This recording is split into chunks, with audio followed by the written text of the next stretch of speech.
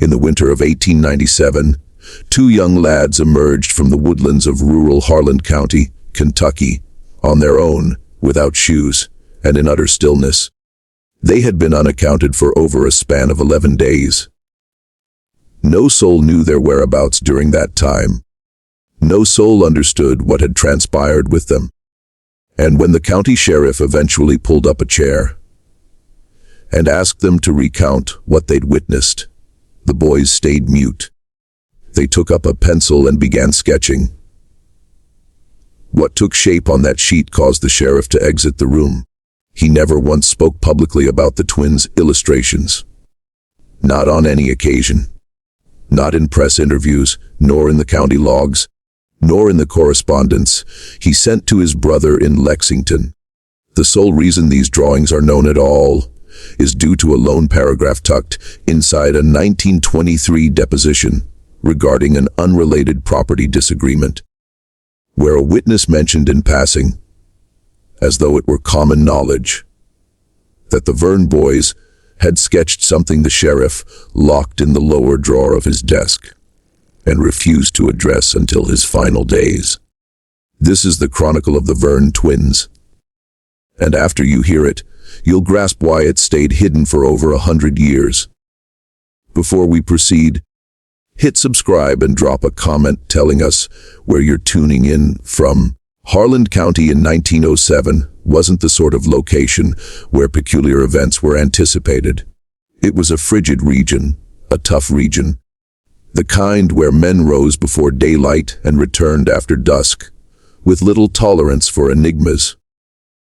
The mountains loomed close around the small settlements, and the woodlands separating them were so thick in winter that a person could wander 50 feet off a trail and lose all bearings. The locals knew those woods intimately. They stalked game in them, felled timber, crossed them through every season. They weren't frightened of the gloom between the trunks, yet they dreaded specific pockets within those woods. Every community that ancient harbors them. Spots never brought up in ordinary conversation. Hollows where birds fall mute at noon. Ridges where cattle refuse to roam, regardless of how sparse the forage becomes on the safe side of the fence. These sites gather tales like old houses gather drafts. You can't always pinpoint the origin, but you sense it. The Verne family had been rooted in Harlan County for 3 generations. Isaiah Verne ran a modest farm on the town's eastern fringe, near enough to the tree line that on some mornings the mountain mist would drift across his pastures before burning away. He and his wife Clara had 4 offspring. The twins Walter and Edmund were 9 years old come November of 1907. By every telling, they were unremarkable boys, reserved, perhaps. A neighbor, Mrs. Poot, later remarked that neither spoke much, that they relied more on glances and motions, as twins often do, a private tongue requiring no sound. She said they always struck her as overly serious for their age. She noted that was her impression before she learned what had befallen them. On the morning of November 14, 1907, Walter and Edmund Verne left their home after breakfast. Isaiah mentioned he caught sight of them heading toward the tree line at the rear of the property, which wasn't out of the ordinary. The boys frequently ventured into the woods to set rabbit snares, a duty their father had shown them the prior autumn. He didn't track where they roamed. He returned to his chores. Clara called them for the noon meal, and they didn't answer. She called them for supper, and they didn't come. By nightfall, Isaiah had traced the forest's edge for 2 hours, shouting their names into a wilderness that returned naught but quiet. He rode into town that night and reported them missing to Sheriff Amos Cordell. The hunt stretched 11 days. Cordell coordinated it himself, summoning men from 3 precincts, church volunteers, and 2 seasoned trackers who had spent decades deciphering mountain signs. They combed the timber in a mapped grid, expanding outward from the Verne property. They located the boys' snare line on the second day. One trap had been triggered, but the quarry had slipped free, indicating the boys had been there that first morning. Beyond that line, nothing. No impressions, no shredded cloth on twigs, no hint that 2 9-year-olds had pressed deeper into the forest. On the fourth day, one tracker told Cordell he wished to bypass a certain northeastern zone, a shallow dip in the landscape locals called the Gray Bowl. He gave no explicit explanation. He called it a hunch.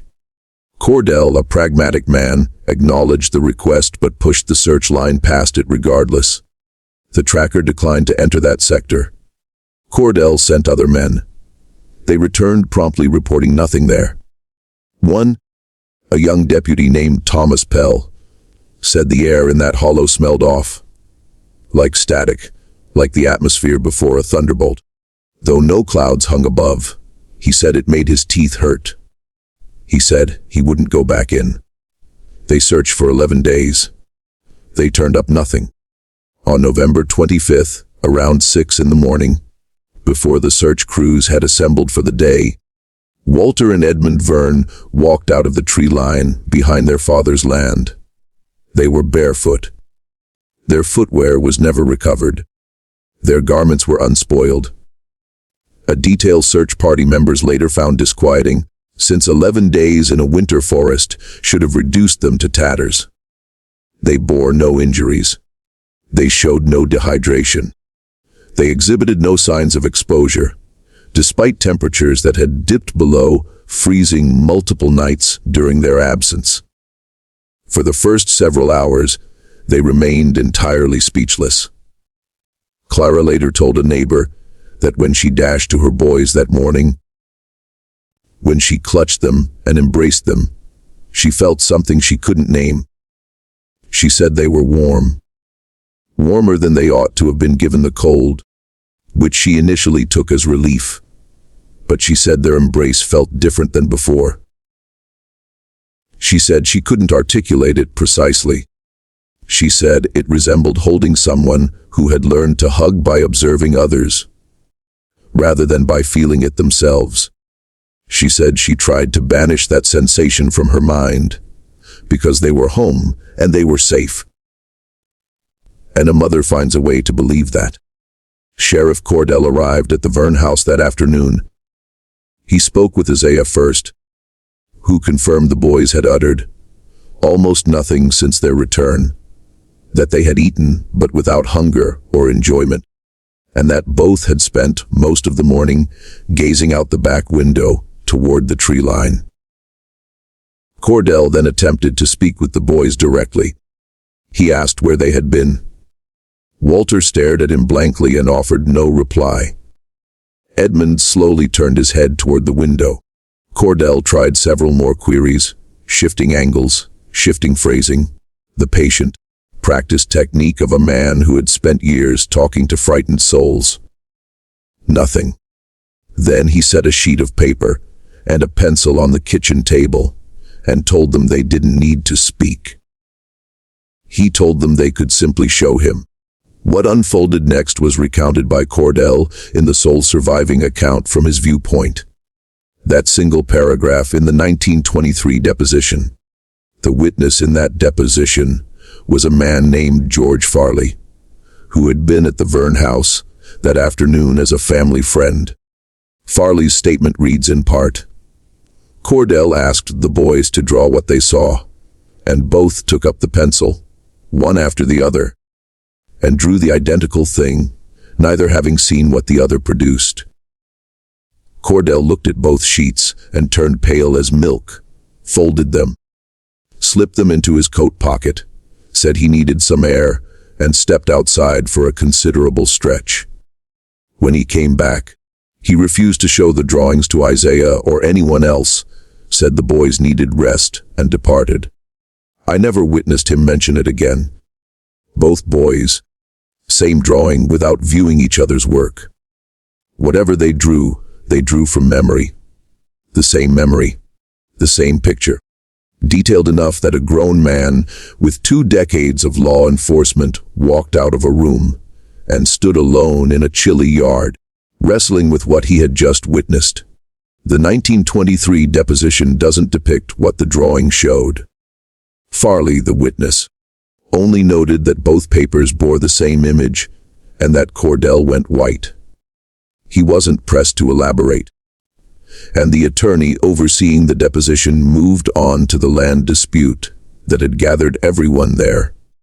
No one ever thought to circle back and question Farley further. He died in 1936.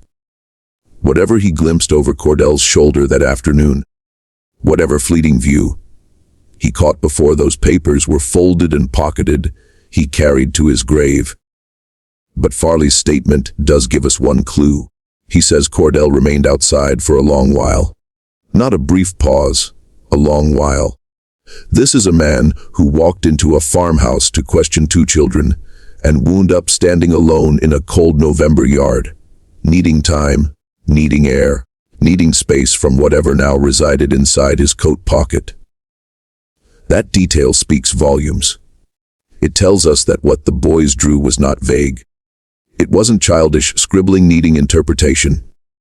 It was clear, specific, recognizable enough that Cordell's reaction was instant and physical and couldn't be contained among others. Several theories exist about what the twins might have portrayed, and researchers who have probed this case over the years have examined them all. The most straightforward reading is that the boys witnessed something human, something criminal, something Cordell recognized and needed to handle quietly for reasons unrelated to the paranormal. Harlan County in 1907 was no stranger to bloodshed. The coal wars were still a decade from their peak, but the underlying tensions had been simmering for years. There were men in those mountains doing things others would have preferred hushed. It's plausible the Verne boys stumbled into something they were never meant to see, were confined somewhere for 11 days to silence them, and were then freed with some sort of warning attached.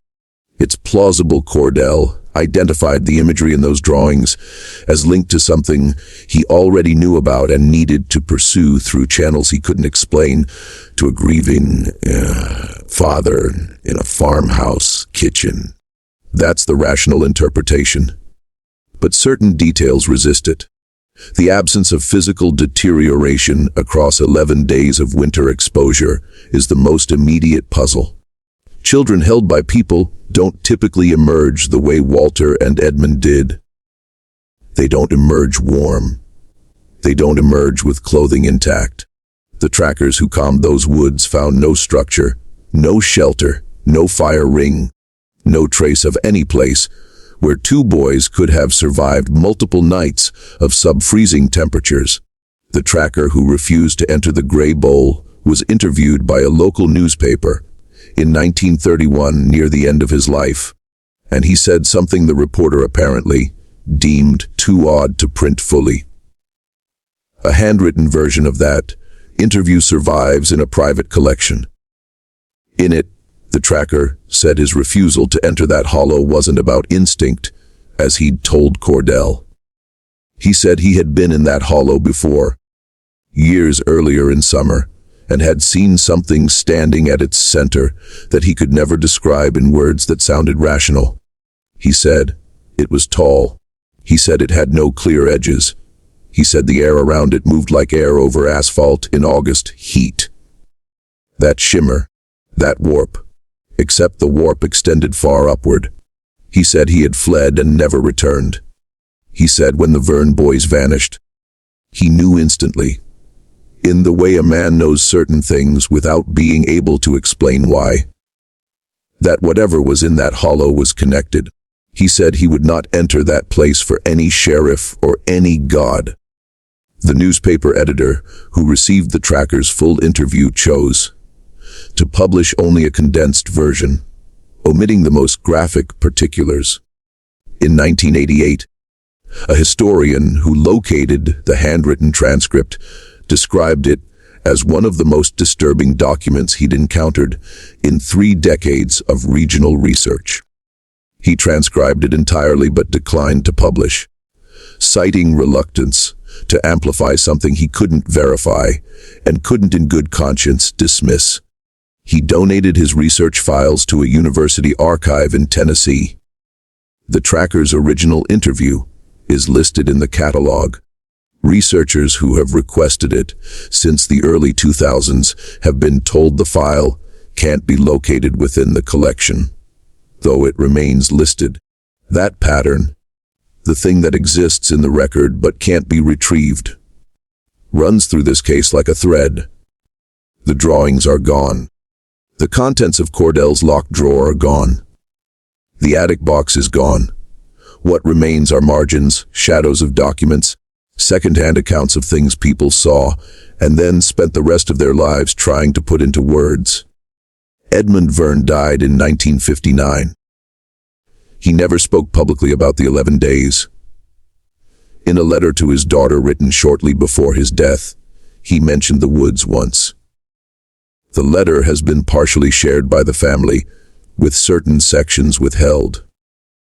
What they have shared includes the following. Edmund wrote that he and his brother were not afraid during the 11 days. He wrote that he had pondered that for 50 years and still didn't know how to feel about it. He wrote that the thing they saw was not trying to injure them. He wrote that it was trying to comprehend them. He wrote that he and Walter had understood, even at 9 years old, even without words, that they were being observed the way you observe something you've never encountered and aren't sure how to classify. He wrote that the drawing was the only way he ever found to convey the shape of it, and that he had shown it to exactly one other person in his life, a doctor in Lexington in 1944, and that the doctor had asked him never to display it again. Walter Verne died in 1971. He left no written records. Sheriff Amos Cordell retired in 1919.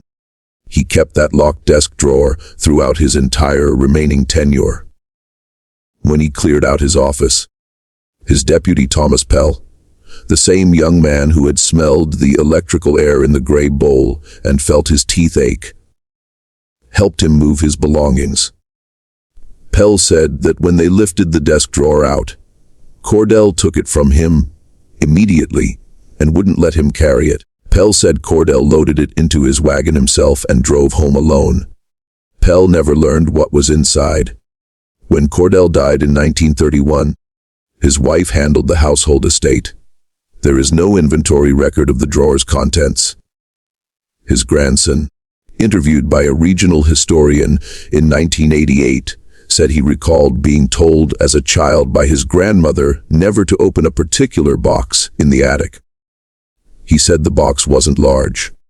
He said when his grandmother died, the box was no longer in the attic. He said he had looked. The gray bowl is still there. It sits within what is now part of the Cumberland Gap National Historical Park, though it falls in a section rarely visited because it lies off any marked path. Park rangers familiar with the area have noted in internal reports that animals avoid it, not due to any identified environmental danger, but for reasons that remain, in the dry language of those reports, undetermined. One report from 1994 notes that a ranger conducting a survey experienced a period of disorientation lasting roughly 20 minutes before finding her way back to the trail. She reported that during the disorientation, she felt absolutely certain she was being watched, though she saw no person or creature in the surrounding woods. She reported the air smelled like an electrical storm. She reported her fillings ached. The Park Service report from 1994 was never made public. It surfaced only because a researcher filed a Freedom of Information request in 2009. The ranger who wrote it had since transferred to a different district. When contacted, she confirmed the report's contents and added one detail she had omitted from the official version. The 20 minutes of disorientation had felt, from within, like no time at all. She said that was the part she couldn't explain. she said when she finally found the trail again. She sat down on a log and counted the things she could see that were normal. Trees, rocks, a strip of winter sky through the branches.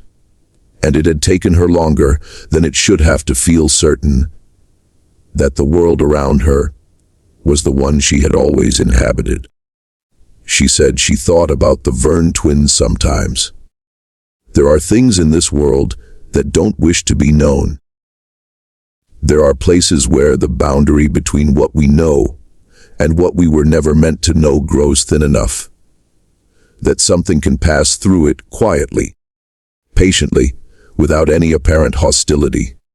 The Verne twins were 9 years old when they walked into those trees, and whatever found them in that hollow was not, as Edmund wrote half a century later, trying to hurt them. It was trying to understand them. That is somehow worse. The notion that something vast and alien and entirely outside our frame of reference looked at two small boys in a Kentucky winter and felt curiosity, felt the impulse to study, felt the particular quiet focus of a thing that has all the time in existence and has simply never encountered anything quite like us before.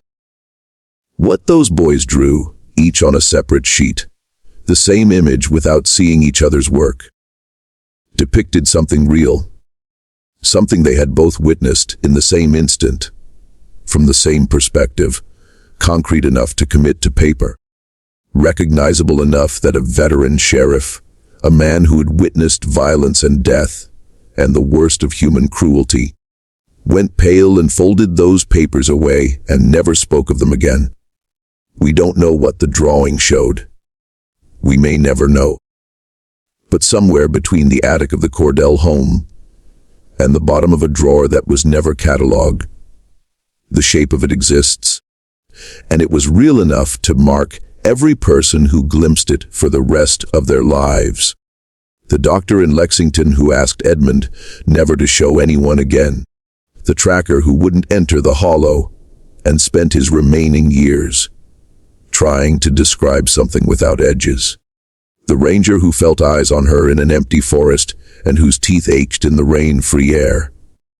The Verne twins were found in 1907. They were home. They were safe. They were warm. And they were never entirely the same afterward. If this story stayed with you, hit subscribe. We cover cases like this every week.